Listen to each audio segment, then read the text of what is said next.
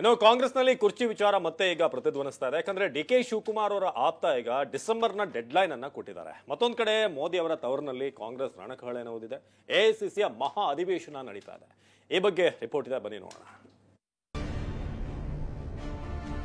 December ಆದಾಗ ಏನಾರು ಆಗ್ಲಿಲ್ಲ ಅಂದ್ರೆ ಬಂದ್ ಇದೆಲ್ಲ ಹೈಕಮಾಂಡ್ ವಿಷಯಗಳು ನನಗೆ ರಿಯಾಕ್ಟ್ ಮಾಡೋಕೆ ಏನೂ ಇಲ್ಲ.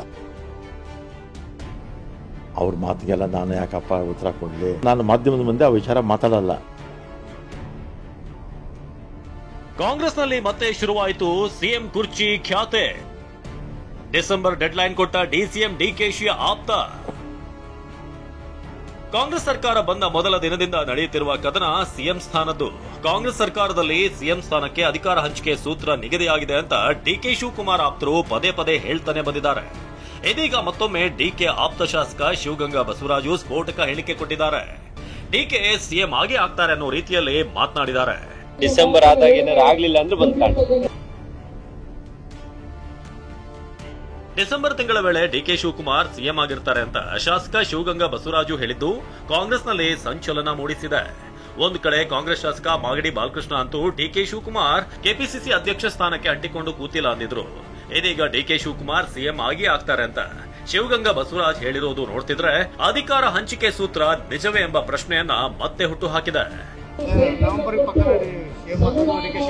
ಒಂದ್ಸರಿ ಹೇಳ್ಬಿಟ್ಟಿದೀನಿ, ಆಗ್ಲೆಲ್ಲ ಅದು ರಿಪೀಟ್ ಮಾಡೋದ್ ಬೇಡ. ಡಿಸೆಂಬರ್ ಆದಾಗ ಏನಾರು ಆಗ್ಲಿಲ್ಲ ಅಂದ್ರೆ ಬಂದ್ ಶಿವಗಂಗಾ ಬಸವರಾಜ್ ಮಾತಿನಲ್ಲಿ ಪ್ರಸ್ತಾಪ ಆದ ಡಿಸೆಂಬರ್ ಎಂಬ ತಿಂಗಳು ಇದೀಗ ಭಾರಿ ಮಹತ್ವ ಪಡೆದುಕೊಂಡಿದೆ. ಸಿಎಂ ಸಿದ್ದರಾಮಯ್ಯ ಆಪ್ತರು ಹೇಳುವ ಪ್ರಕಾರ ಯಾವುದೇ ಅಧಿಕಾರ ಹಂಚಿಕೆ ಸೂತ್ರವಾಗ್ಲಿ ಪವರ್ ಶೇರಿಂಗ್ ಒಪ್ಪಂದವಾಗ್ಲಿ ಇಲ್ಲವೇ ಇಲ್ಲ. ಆದ್ರೆ ಡಿಕೆ ಶಿವಕುಮಾರ್ ಆಪ್ತರ ಪ್ರಕಾರ ನವೆಂಬರ್ ಡಿಸೆಂಬರ್ ವೇಳೆಗೆ ಕಾಂಗ್ರೆಸ್ ಸರ್ಕಾರ ರಚನೆಯಾಗಿ ಬರೋಬ್ಬರಿ 30 ತಿಂಗಳು ಪೂರ್ಣಗೊಳ್ಳುತ್ತೆ. ಅಂದ್ರೆ ಸರ್ಕಾರ ಬಂದು ಸಿದ್ದರಾಮಯ್ಯ ಸಿಎಂ ಆಗಿ 2.5 ವರ್ಷ ಪೂರ್ಣವಾಗುತ್ತೆ. ಡಿಕೆ ಶಿವಕುಮಾರ್ ಕೂಡ ಇದೇ ವೇಳೆಗೆ ಹೈಕಮಾಂಡ್ ತನಗೆ ಶ್ರೀರಕ್ಷೆಯಾಗಿ ನಿಲ್ಲುತ್ತೆ ಎಂಬ ವಿಶ್ವಾಸದಲ್ಲಿದ್ದಾರೆ.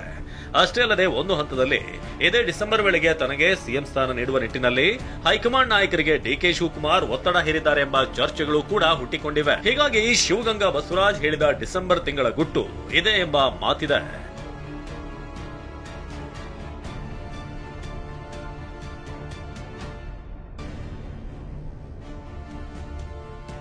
ಹಾಗಂತ ಸಿದ್ದರಾಮಯ್ಯ ಆಪ್ತ ಸಚಿವರೇನು ಸುಮ್ಮನೆ ಇಲ್ಲ. ಅಧಿಕಾರ ಹಂಚಿಕೆ ಎಲ್ಲವೂ ಹೈಕಮಾಂಡ್ ನಿರ್ಧಾರ ಎನ್ನುತ್ತಿದ್ದಾರೆ. ಮುಖ್ಯಮಂತ್ರಿ ಬದಲಾವಣೆ ಬಗ್ಗೆ ಮಾತನಾಡಿದ್ದಾರೆ. ನೀವು ಹಿರಿಯ ಸಚಿವರಾಗಿ ಏನು ಹೇಳ್ತೀರಿ ಸರ್ ಈ ವಿಚಾರಕ್ಕೆ? ಅಕ್ಟೋಬರ್ನಲ್ಲಿ ಡಿಸೆಂಬರ್ನಲ್ಲಿ ಬದಲಾವಣೆ ಆಗೋದು ಪಕ್ಕ ಅಂತ ಹೇಳ್ತಿದ್ದಾರೆ. ಇದೆಲ್ಲ ಹೈಕಮಾಂಡ್ ವಿಷಯಗಳು ನನಗೆ ರಿಯಾಕ್ಟ್ ಮಾಡೋಕೆ ಏನೂ ಇಲ್ಲ. ಅವ್ರ ಮಾತಿಗೆಲ್ಲ ನಾನು ಯಾಕಪ್ಪ ಉತ್ತರ ಕೊಡಲಿ? ನಮ್ಮ ಕೆಪಿಸಿಸಿ ಅಧ್ಯಕ್ಷರಾದ ಎಐಸಿಸಿ ಅಧ್ಯಕ್ಷರು ನಮ್ಗೆ ಏನು ಹೇಳಿದ್ದಾರೆ? ಎಲ್ಲೋ ಆಚೆ ಏನೋ ಮಾತಾಡಬೇಡಿ ಅಂತ ಹೇಳಿದ್ದಾರೆ ತಾನೆ. ಆದ್ರಿಂದ ನಾನು ಮಾಧ್ಯಮದ ಮುಂದೆ ಆ ವಿಚಾರ ಮಾತಾಡಲ್ಲ. 4 ಗೋಡೆ ಮಧ್ಯದಲ್ಲಿ ನಾವು ನಮ್ಮ ಪಕ್ಷ ನಮ್ಮ ಹೈಕಮಾಂಡ್ ಏನು ಹೇಳ್ತಾರೆ ಅದರ ಪ್ರಕಾರ ಹೋಗ್ತೀವಿ. ಇಂದು ನಾಳೆ ಅಹಮದಾಬಾದ್ನಲ್ಲಿ ಎಐಸಿಸಿ ಮಹಾ ಅಧಿವೇಶನ. ಎಐಸಿಸಿ ಅಧ್ಯಕ್ಷ ಖರ್ಗೆ ನೇತೃತ್ವದಲ್ಲಿ ನಡೆಯುತ್ತಿರುವ ಮೀಟಿಂಗ್. ಮತ್ತೊಂದು ಕಡೆ ದೇಶದಲ್ಲಿ ಕಾಂಗ್ರೆಸ್ ಪಕ್ಷವನ್ನ ಮತ್ತಷ್ಟು ಗಟ್ಟಿಗೊಳಿಸುವ ನಿಟ್ಟಿನಲ್ಲಿ ಗುಜರಾತ್ನ ಅಹಮದಾಬಾದ್ನಲ್ಲಿ ಇಂದು ಮತ್ತು ನಾಳೆ ಎಐಸಿಸಿ ಮಹಾಧಿವೇಶನ ನಡೆಯುತ್ತಿದೆ. ಎಐಸಿಸಿ ಅಧ್ಯಕ್ಷ ಮಲ್ಲಿಕಾರ್ಜುನ ಖರ್ಗೆ ನೇತೃತ್ವದಲ್ಲಿ ಸಾಲು ಸಾಲು ಸಭೆಗಳು ನಡೆಯುತ್ತಿವೆ. 3,000ಕ್ಕೂ ಹೆಚ್ಚು ನಾಯಕರು ಕಾರ್ಯಕರ್ತರು ಭಾಗಿಯಾಗಿದ್ದಾರೆ. ಸಭೆಯಲ್ಲಿ ಮುಂದಿನ ಚುನಾವಣೆ ಹೇಗೆ ಎದುರಿಸಬೇಕು, ಪಕ್ಷವನ್ನ ಯಾವ ರೀತಿ ಸಂಘಟನೆ ಮಾಡಬೇಕು ಅನ್ನೋ ಬಗ್ಗೆ ಚರ್ಚೆ ನಡೆಯುತ್ತೆ. ಕೇಂದ್ರ ಸರ್ಕಾರದ ವಿರುದ್ಧ ಹೇಗೆ ಸಂಘಟನಾತ್ಮಕವಾಗಿ ಹೋರಾಟ ಮಾಡಬೇಕು ಅನ್ನೋದರ ಬಗ್ಗೆ ಚರ್ಚೆ ಮಾಡಲಾಗುತ್ತೆ.